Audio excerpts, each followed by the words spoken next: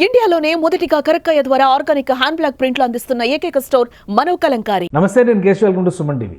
ఏపీకి డిప్యూటీ స్పీకర్గా రఘురామకృష్ణరాజు బాధ్యతలు స్వీకరించారు. సో ఇక్కడ ఒక కొత్త ప్రశ్న ఉదయిస్తుంది. రఘురామకృష్ణరాజుకు పొజిషన్ ఇవ్వడం కంటే విపక్షంలో ఉన్నటువంటి వైసీపీ ఎమ్మెల్యేలు అసెంబ్లీకి వస్తారా రారా అనేటువంటి చర్చకి మరింతగా ఇది ఊపిరిపోసినట్టుగా అయింది.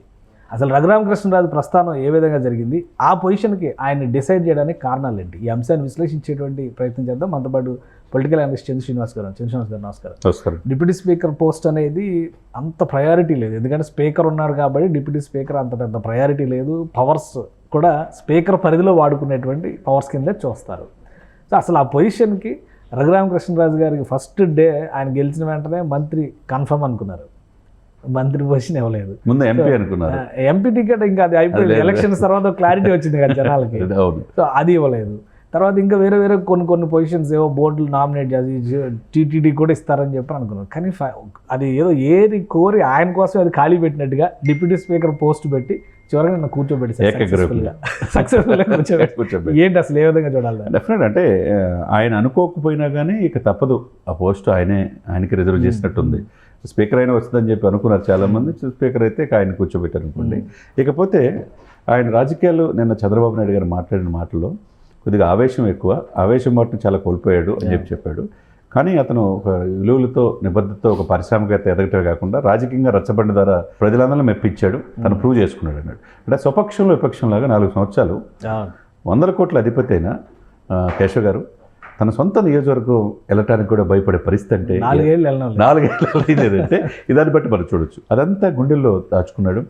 ఆయన్ని ట్రీట్మెంట్ ఇచ్చిన విధానం పోలీసులు గుండెల మీద 2 కాళ్ళు పెట్టి మరీ దారుణంగా చేశారు అతని పట్ల. కాబట్టి అతని జీవితంలో ఇంకా అనుకున్నాడు అంతే, ఈ ప్రభుత్వం పోవాలనుకున్నాడు. దానికి విధంగా తేల్చుకున్నాడు. ఏదైనా కానీ చివరి రక్తపోటు పోరాడాడు. అంటే వైసీపీ పోరాటానికి కారణం కాబట్టి ఇప్పుడు విజయ గాథలు చెప్తున్నా. ఓడిపోయి ఉంటే వీరమరణం అని చెప్పా. అది ఓడిపోతే పరిస్థితి అదే. గెలిచిన తర్వాత పొజిషన్ అనేది కదా ఇక్కడ డెఫినెట్గా. ఇప్పుడు పవన్ కళ్యాణ్ ఒకవైపు చంద్రబాబు నాయుడు గారు మాట్లాడితే నేను పవన్ కళ్యాణ్ గారు మాట్లాడినా, మీ అంతా మేము సినిమాల్లో తీస్తుంటాం కానండి, మీ అంత ధైర్యంగా మేము ఉండలేవు. అది ధైర్యంగా నిజంగా పోరాడారు. అది గెలిపోవటం పక్కన పెట్టేసి మీరు పోరాడిన ఇది మిమ్మల్ని దెబ్బలు తిని ఇంత దీన్ని నిజంగా మీరు హ్యాట్సాప్ అన్నాడంటే, అంటే సినిమాల్లో పవన్ కళ్యాణ్ యాక్షన్కి అందరూ హ్యాట్సాప్ పడ్డారు, చివరికి డిప్యూటీ స్పీకర్కి హ్యాట్సాప్ అన్నాడు. అంటే దాన్ని బట్టి అతను సమకాలీన రాజకీయాల్లో అనేక ఒడిదుడుకులు, అనేక ఇది సంపాదించింది ఏం లేదు. ఆయన సీరియస్ రాజు ఆ ఫ్యామిలీ కాడి నుంచి వచ్చిన తర్వాత పరిశ్రమలు పెట్టాడు, దేశవ్యాప్తంగా వ్యాపార సామ్రాజ్యం విస్తరించాడు. రాజశేఖర రెడ్డి గారికి వేరే విధేయుడిగా ఒకప్పుడు ఉన్నాడు. ఆ తర్వాత అందరూ వాళ్ళ ఫ్యామిలీతో సన్ని సంబంధాలు ఉన్నాయి కాబట్టి అతను వాళ్ళ కుమారుడితో విభేదించి రాజకీయంగా ఏదైనా తేల్చుకోవాలని నిర్ణయించుకున్నాడు. ఆనాటి నుంచి ఈనాటి వరకు నన్ను లేపేయాలనుకున్న పలు సందర్భాలు చెప్పిన ఆ వ్యక్తి ఎప్పుడు కూడా తరచూ మీడియాలో ఉన్నాడు. ఆ విధంగా ఈ రోజున అయిష్టంగా అయినా డిప్యూటీ స్పీకర్ తీసుకోవాల్సి. ఇప్పుడు అధ్యక్ష, ఇప్పుడు జగన్మోహన్ రెడ్డి ఒకవేళ పొరపాటున వచ్చితే ఇప్పుడు అసలు క్వశ్చన్ అదే. ఇప్పుడు నిన్నటి వరకు అయ్యన్న పాత్రుడు గారిని చూస్తేనే ఆ పొజిషన్లో ఆయన అధ్యక్షాన్ని ఉచ్చరించడం ఇష్టం లేకే దూరంగా ఉన్నారని చెప్పని అన్నారు. బడ్జెట్ సెషన్ 11 రోజులు 11వ తారీఖున మొదలు పెడితే 11 మంది రాని పరిస్థితి. భవిష్యత్తులో జరగబోయేటువంటి సెషన్స్లో కూడా అయితే ఆయన స్పీకర్ లేదంటే డిప్యూటీ స్పీకర్ ఈయన, వీళ్ళిద్దరూ ఉండేటువంటి సభకి జగన్మోహన్ రెడ్డి గారు వస్తారా రారా అనేటువంటి చర్చ జరుగుతుంది. నిజంగా ఇది పర్సనల్గా తీసుకునేటువంటి అవకాశం ఉంటుందా జగన్మోహన్ రెడ్డి గారు కానీ వైసీపీ కానీ? డెఫినెట్గా తీసుకుంటారు, డౌటే లేదు అందులో. ఒకవేళ వస్తున్నాడని చెప్పి తెలిసి అసెంబ్లీ సెక్రటరీ సమాచారం ఇస్తే ముందు రఘురామకృష్ణరాజు కూర్చుంటాడు. ఏది స్పీకర్ చెప్పి చంద్రబాబు నాయుడు గారు పర్మిషన్ తీసుకొని కూర్చుంటాడు. ఎందుకంటే కసి అంత తీవ్రంగా ఉంది ఆయన పట్ల. అతనికి ఎవరంటే నిద్రలో కూడా గుర్తొచ్చేది జగన్మోహన్ రెడ్డి. ఏదైనా ఇస్తే రిటర్న్ వచ్చేస్తుంది, రిటర్న్ గిఫ్ట్ లాగా ఉంది. ఇప్పుడు ఈ పరిణామాలు అన్నీ కూడా ఎవరు ఊహించిన పరిణామాల్లో ఈ రోజున మీరు అన్నట్టు ఈ 11 మంది అసెంబ్లీకి వెళ్తే వాళ్ళకి నరకమే. అది మాత్రం ఇవన్నీ ఒక ఆస్పెక్ట్ పక్కన పెట్టేసి చూస్తే సభాధ్యక్ష స్థానం అనేది నిష్పక్షపాతంగా ఉండాల్సినటువంటి అంశం. సో ఈ విషయంలో ఆ ఎథిక్స్ని, గతంలో ఉన్నటువంటి గౌరవ మర్యాదల్ని కాపాడే విధంగా అటు అయ్యన్న పాత్రుడు గారు కానీ ఇటు రఘురామకృష్ణరాజు గారు కానీ వ్యవహరిస్తారా? ఈ వ్యక్తిగతమైనటువంటి అంశాలను దృష్టిలో పెట్టుకొని మళ్ళీ విపక్షాన్ని అవమానపరుస్తున్నారా అనేటువంటి ఇమేజ్ని తెచ్చుకునే ప్రమాదం ఏమైనా ఉంటుందా? తెచ్చుకోరు. ఇంకా ఈ వయసులో ఇంకేం తెచ్చుకునేదే ఉంది. దీని అన్నిటికీ కారణం చంద్రబాబు చాణక్యతనే మనం అనుకోవాలి.